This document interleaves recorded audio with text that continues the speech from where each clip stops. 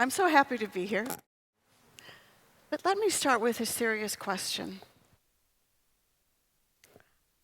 Are you going to be helpful or hurtful? I'd like to share a story about someone that I met recently who made the choice to be helpful. Let's go back to 1968. A boy, 10 years old, black, wearing his Cub Scout uniform, walked in a parade with his troop, when suddenly a small group from the side started throwing rocks and stones at him.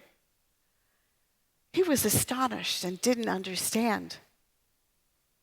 Later, he reflected, where does that kind of hate come from? People are not born just like that. That boy's name was Daryl Davis. Move ahead to 1983. By then, he had become a gifted jazz musician. He finished playing in a lounge in Maryland, United States, when a white man approached him at the end and said, "I have never heard a black man play as well as Jerry Lee Lewis." Daryl paused. It was meant as a compliment, but actually it was soaked in racism. Daryl, instead of being insulted, was curious, remembering his question as a 10-year-old. They conversed for a few hours and, some time anyway, and found out that Frank, this white man, was actually a member of the Ku Klux Klan.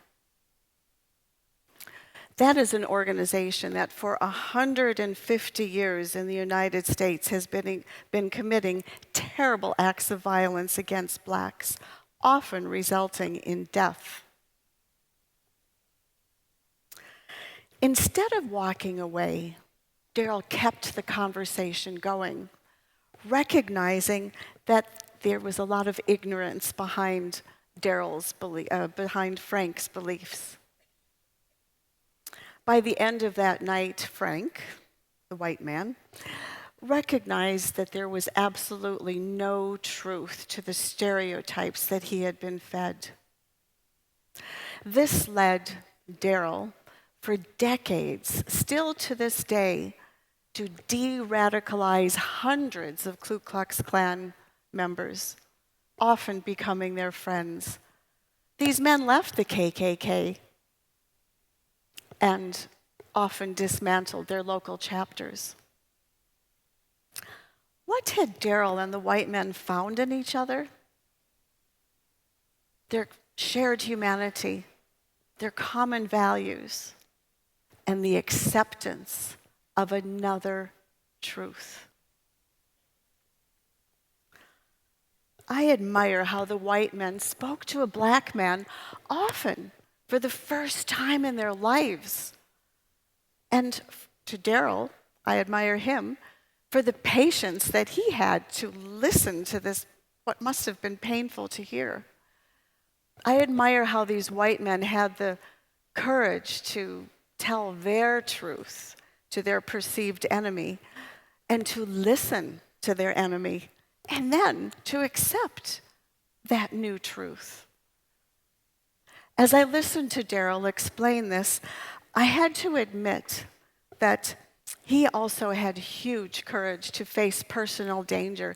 As he went to their territory, listened to their incendiary language at their meetings, he had so much love impelling him to tackle that Goliath institution. I wish stories like this were the norm. But let's be honest, our world today feels like a cesspool of despair. We see deception, greed, hatred, polarization, and we live in a system that exploits, extracts, abuses. Author John Perkins calls this the death economy. And it's not just about environmental destruction.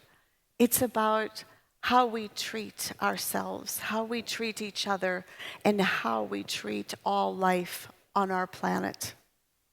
This has dreadful consequences. Let me ask again, are you being hurtful or helpful? Let's look at this at 3 levels. Personally, do you consume too much alcohol, drugs, or food? Do you use social media too much? Do you hurt yourself through burnout, isolation, unaddressed shame, unmanaged anxiety?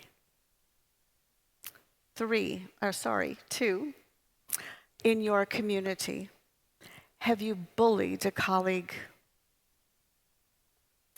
humiliated a sibling, snapped at a neighbor? Have you had yourself treated that way and felt the pain? 3, globally, do you know the true cost of returning clothing or throwing them in the bin?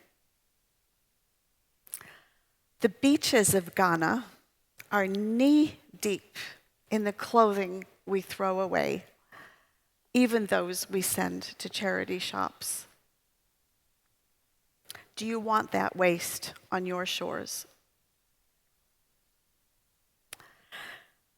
And what if we elect leaders who are really rampant liars and bullies? These behaviors can affect someone for their whole life or a nation for centuries. We have to ask ourselves, what are the long-term effects of the things we do today?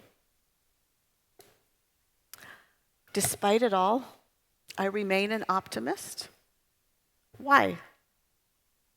Because when things break down, there will be a breakthrough. I've lived in many countries around the world and traveled the world globally. I've met many wonderful people, all skin colors, gender choices, religions, careers, in many different situations, all who have expressed deep love and connection with others and shared the common values. Researcher Richard Barrett, who I consider to be a guru of values, found across cultures that people all value fairness, forgiveness, honesty, patience, and most of all, love. And Daryl Davis, in all his encounters with those white men, he was the first to live those common values. He was the first to be curious and listen without assumptions and judgments. He was the first to be kind and to forgive. Those white men had never experienced such love from a black man. I know that when I am the first, this goodness is magnified by someone, somewhere, sometime, through the ripple effect. These qualities are what make us human and help us move beyond that death economy. The Golden Rule summarizes these common values, and there are many versions of it. My favorite is from the Yoruba in Nigeria. They say, one who is going to take a pointed stick to pinch a baby bird should first try it on himself and feel how it hurts. I am co-founder and chair of an organization that promotes a modern version of the Golden Rule. Treat others and the planet as you would wish to be treated. I launched my book about the Golden Rule at the World Economic Forum in 2017 with the help of Thomas Friedman, a Pulitzer Prize-winning columnist from the New York Times, who at that time in his book encouraged everyone in the world to live by the golden rule. We shared the question, is it naive to think that the world can be saved by the golden rule? He answered emphatically, it is naive to think the world will survive without it. It is so simple, but so powerful. Don't listen just to me, though. Listen to the people who have inspired the world with their versions of the golden rule for 2,500 years. Confucius, Buddha, Jesus, Mohammed, Socrates, Voltaire, Aldous Huxley, religious leaders, modern and old, even atheists.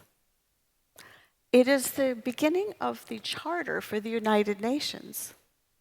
And neuroscientists today have proven that when we do good things for others, we get those happy chemicals in our brain.